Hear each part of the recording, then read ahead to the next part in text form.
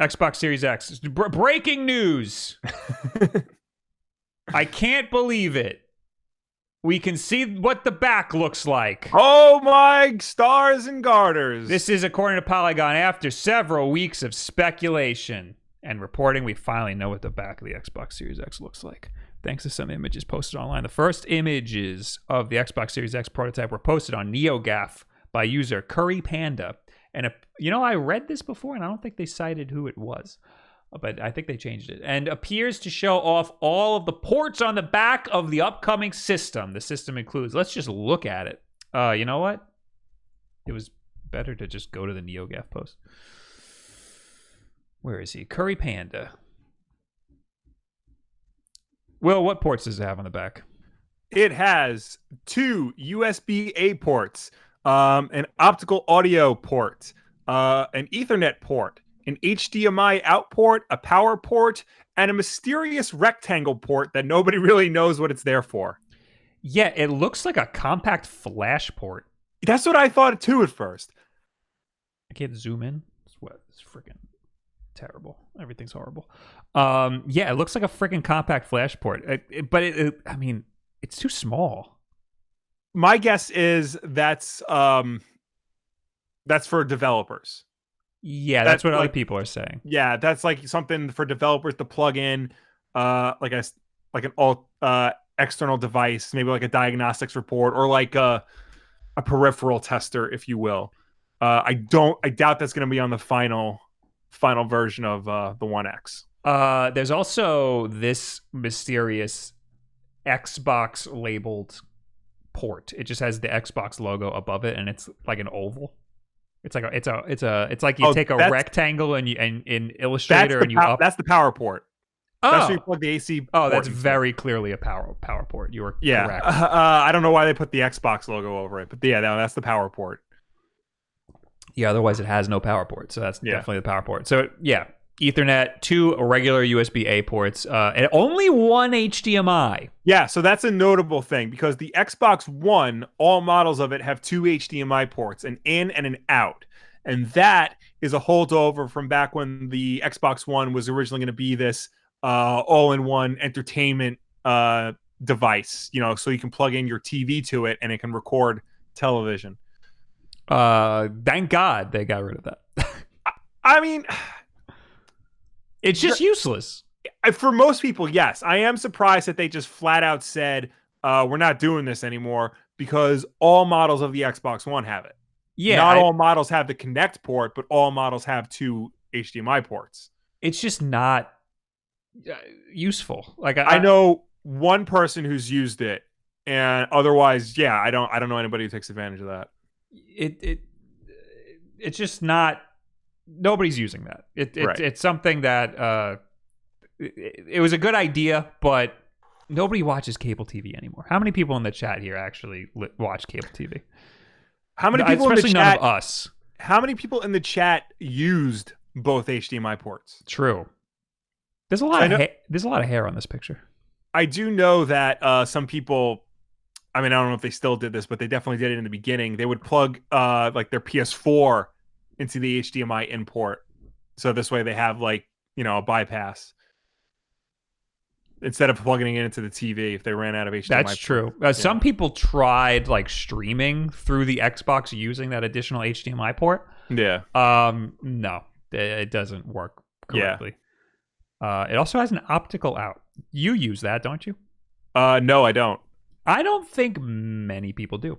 No, people do. I think a very small percentage of people would. It's good for specific audio uses. Like if you have a certain the problem is because most stereo systems and surround sound systems now they use HDMI ARC. Mm-hmm. So you just do that, and it all goes through an HDMI cable, and you can use your TV remote to do volume for everything instead of a separate remote. But wouldn't you just, if you had this as part of your entertainment system, wouldn't you just have an optical from the TV go to your audio situation? It's different for every setup. Because I know some people want to have their system plugged directly into the speakers, not go to the TV. Don't the speakers typically just have one optical situation? It depends on the speaker setup. Because it's I think optical is weird. Optical audio coming out of a console, I think, is weird. I've seen receivers that have like 10 HDMI ports. Mm-hmm. So I mean, it all depends on what your setup is. It also has this little Kingston.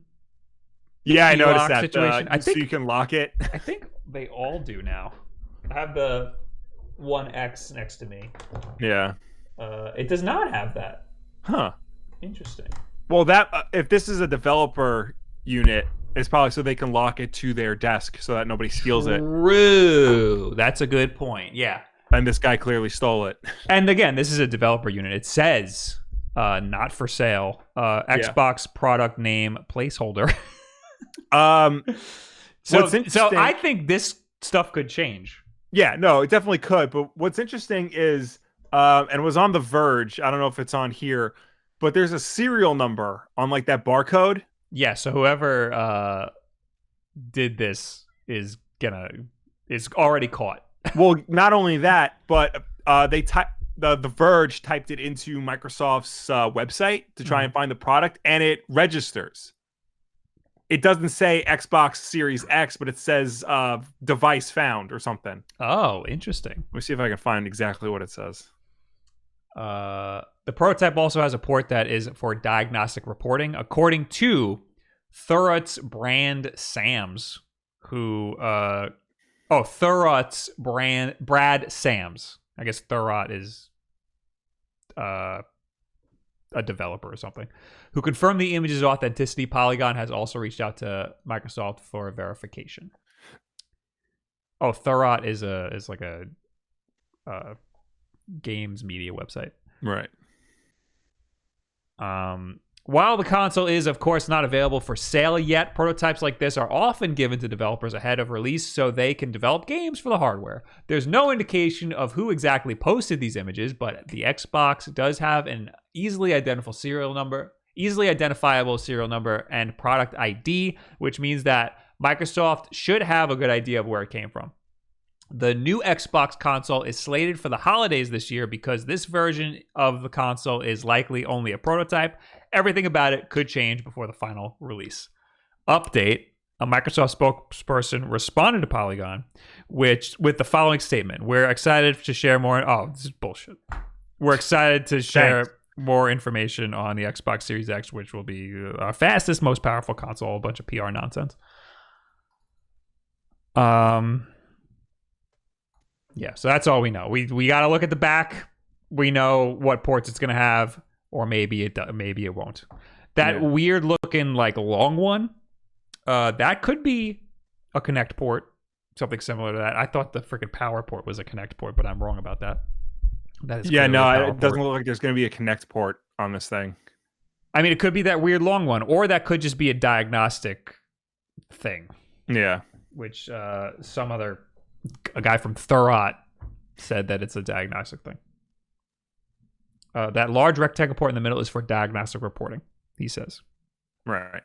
I don't expect that port to be on the final hardware, and as always, these ports could change. And yeah, the big thing on the top right there is for ventilation or something. Are we done with this? Is there any more info on this freaking... No, we're done. All right. Oh, no, we're not done with the Xbox Series X. There's another story that I wanted to talk about. Oh. This is from, like, a week and a half ago, but we never talked about it. Microsoft says that the Xbox Series X won't have exclusive first-party games at launch. Oh, no, we did talk about this a little bit. Did we? Because I think we did, because I think I mentioned something about how Halo Infinite, they're only going to make one version of Halo Infinite, and you can use it on any Xbox. Oh, we talked about this during the conversation of all the games coming out this year. Yes. But I wanted to talk about it since we're talking about the Xbox Series X, and Eric can lump it all into one clip on Wulff Den Clips. Okay. This is like the box quote or the headline. All of our games, sort of like PC, will play up and down that family of devices. Yeah. That's what they mean when they say that they don't have exclusive games at launch. Yes. Also, a lot of their games are going to also come out for the Xbox One at launch. Right. Well, it's just like I said, it's just going to be one version of the game. You can play it on any version of the Xbox One that you have. Correct. So when you go buy Halo Infinite, you're just going to buy Halo Infinite. You don't have to look for a specific version of it. You just buy the one disc and put it in your Xbox of choice, and it'll work no matter what. Let's read The Verge. Microsoft's upcoming next-gen console, the Xbox Series X, will break with tradition, but I don't think it's breaking with... That's the thing. A lot of games that come out at launch will come out for both generations. Well, it'll just be a crappy version on the old generation. It is breaking with tradition because the next gen of consoles always has at least a handful of exclusive to that generation games. You're right. So like the Xbox One launched with Rise, and that wasn't on anything else. You're right. We'll break with tradition by not launching with exclusive games only playable on the new hardware. Instead, Microsoft is leaning into its Xbox Play Anywhere strategy and full supporting backwards compatibility moving forward. According to Microsoft Studios head Matt Booty,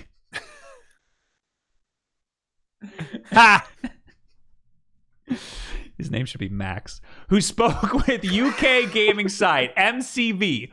Quote, over the next year, 2 years, all of our games, sort of like PC, will play up and down that family of devices. Booty said. I'm glad I put a but in the title of this.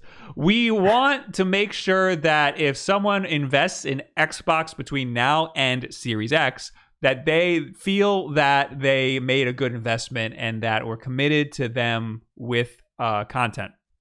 This does seem to imply that there will be a point at which new first-party Xbox games designed for the Series X won't run on the standard Xbox One, but that would appear to be a ways out after launch. Yes, I would think so. I would agree with that. But yeah, that's just eventually my Xbox One X is going to be obsolete. Yes, it's just probably how technology sooner works. than that, my One S will be obsolete. True. This isn't a dramatic departure from what Microsoft has been hinting at for months. The company has said it plans to make all first-party games on Xbox playable on Windows 10 as part of its Xbox Play Anywhere initiative. Blah blah blah. I think we know what they're getting at there. Yeah. But yeah, so this is new for this generation, but I don't think it's that crazy of a thing.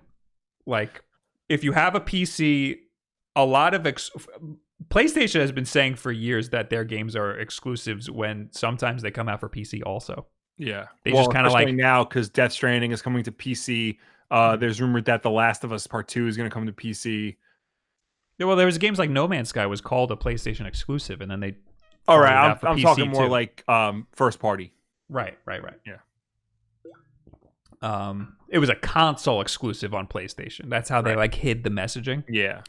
And plus Microsoft, if you play it on a PC, you play it on Microsoft. So it just makes sense for Microsoft to do that.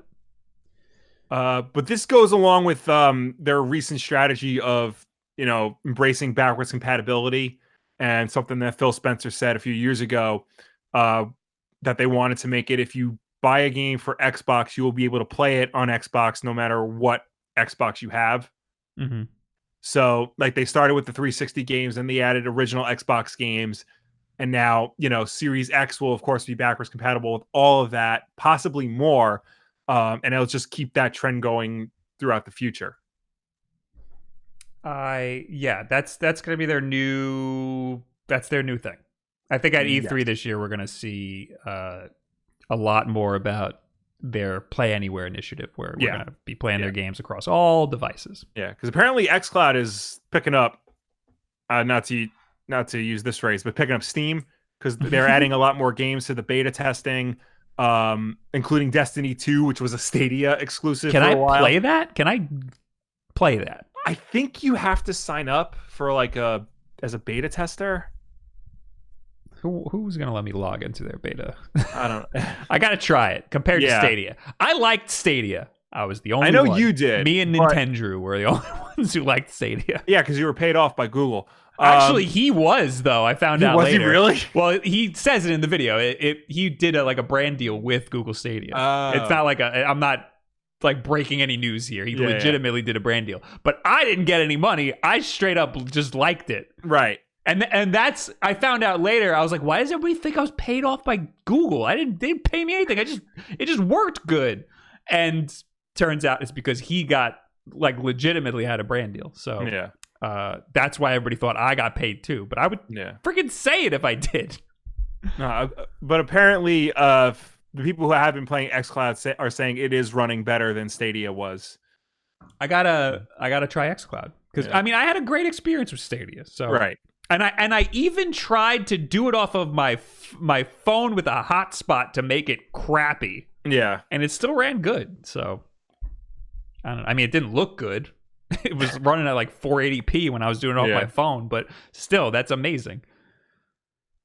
All right, now I'm gonna panhandle to read some donations and super chats. All right, before you do, real quick, I found what I was looking for. Oh, okay. So the person who like took the Xbox.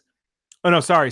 Somebody responded to the person who was posting the picture of the Series X and said that he registered the serial number on Microsoft, and it shows up as the device's name non-specific.